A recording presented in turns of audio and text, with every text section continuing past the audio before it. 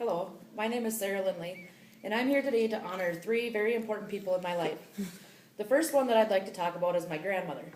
She was the matriarch of our family. She kept our close-knit family together.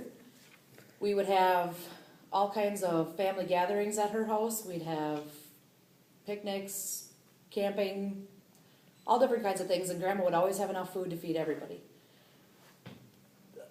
When I was about 10 years old, my grandma became very ill in Arizona and almost passed away, actually. My grandpa told her that if she made it through, then he would take her to Washington State to see my family that was over there. So Grandma pulled through, and that August, my sister and I ended up going to Washington State for 16 days with my grandma and grandpa up through Glacier National Park. And that was an adventure for us because we never really went anywhere. So we got to go through Glacier National Park, and we took ferries across to Spokane, I believe it was. And we just had a really great time. And then that following April, my grandpa passed away. So my grandma lived out on the farm and took care of all the farm stuff by herself, raising the garden. She always had an open door. She had multiple people that would come stay at her house with her, so she wasn't alone. You know, there was teachers from the school that would go out there and stay with her, and, you know, she just always had an open door.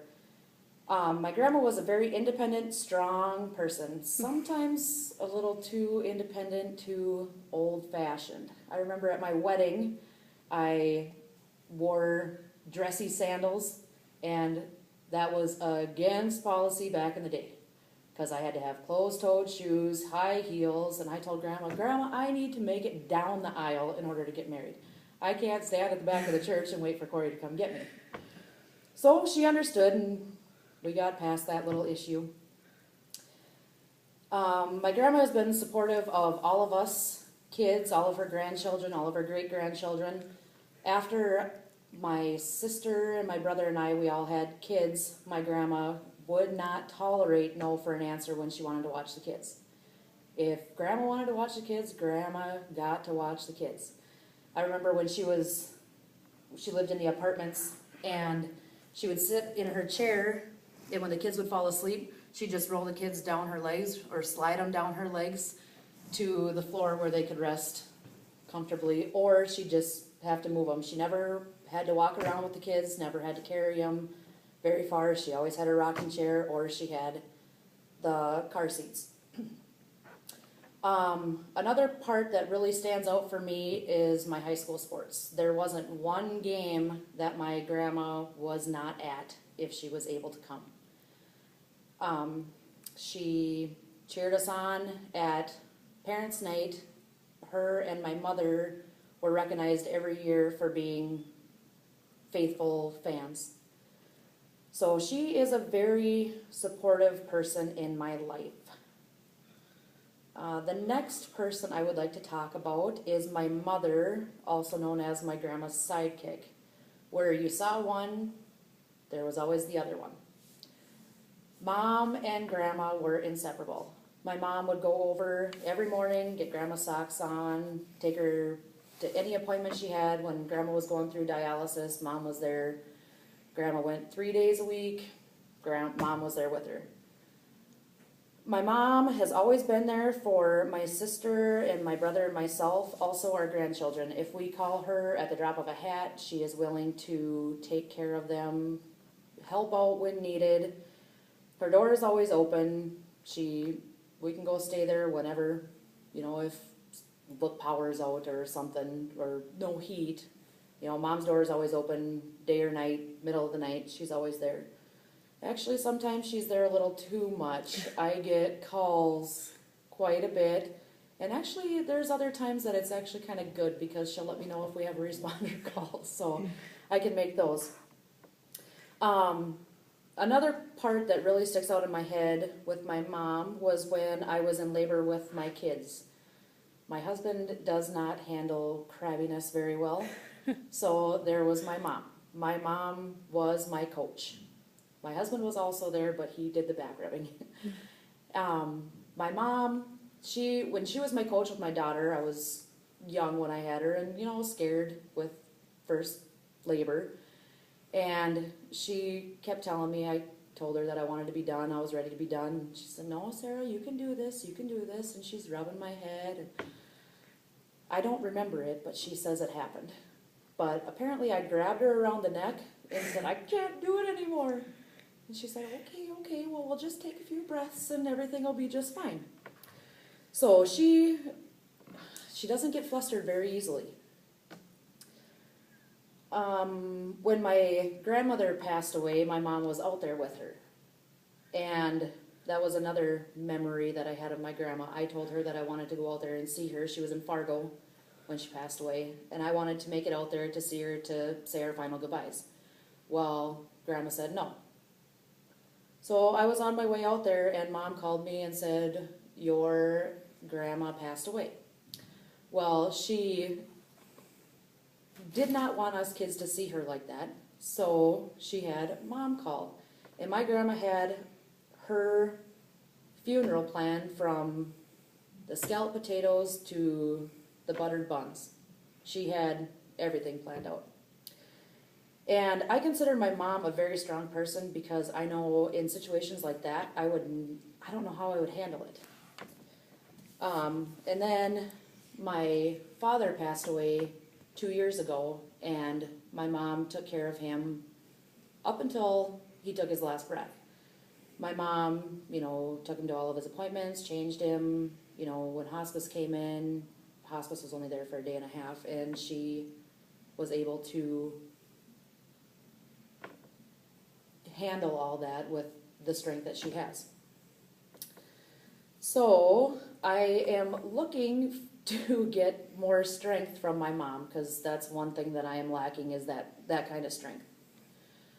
So the final person that I would like to honor today is my dad. My dad was a very outdoors person. He enjoyed hunting and fishing. And I remember when I was young, I wanted to go out grouse hunting with him all the time. So we'd go out grouse hunting, we'd take the four-wheeler down the railroad grade, and, we'd see a grouse, and he'd shoot at it, and I'd be his little Fido, and I'd go fetch the grouse and bring it back to the four-wheeler. Well, we were down by Cameron Lake, and I remember Dad was going to shoot at a grouse, and I jumped because there was a snake not too far away, out in the grass. Well, Dad doesn't even worry about the grouse, he just turns around and shoots the snake like it's no big deal. And so when I started hunting with my dad, I was quite young. And then when I got my firearm safety when I was 12, I was all excited to go deer hunting with Dad, ready to go out in the woods. I went and watched Bambi. I could not go hunting anymore. My dad kept asking, come on, Sarah, you can go out with us, you don't have to shoot, you can just sit out there and watch, but I just couldn't watch a deer being shot until I was 22 years old.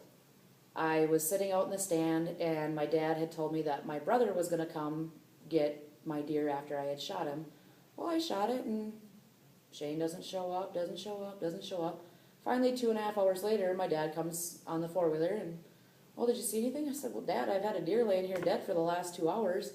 Oh, really? So he goes down there, and he looks at it, and it was a nice little 6-pointer. So instead of Dad gutting the deer, he went and got Shane. Well, this is Shane's role here, helping his sister out with her first buck.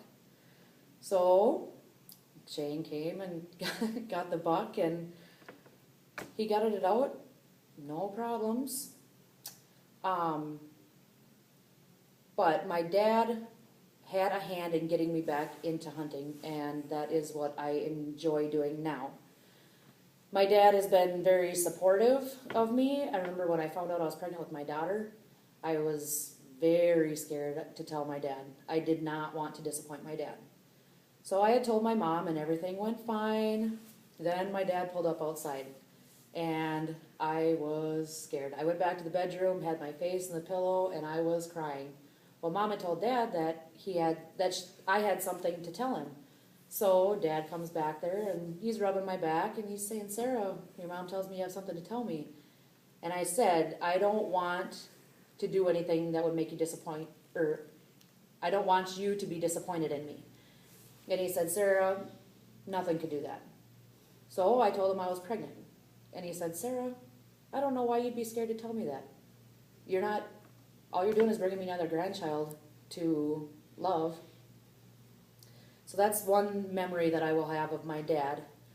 Us 3 kids decided to become first responders. And my dad, kind of hem-hawed around about us doing this because there's, he's the protective type.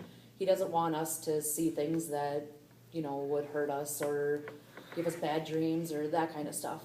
So he was hesitant about us doing it at first. And then once we talked to him, he was very supportive of it.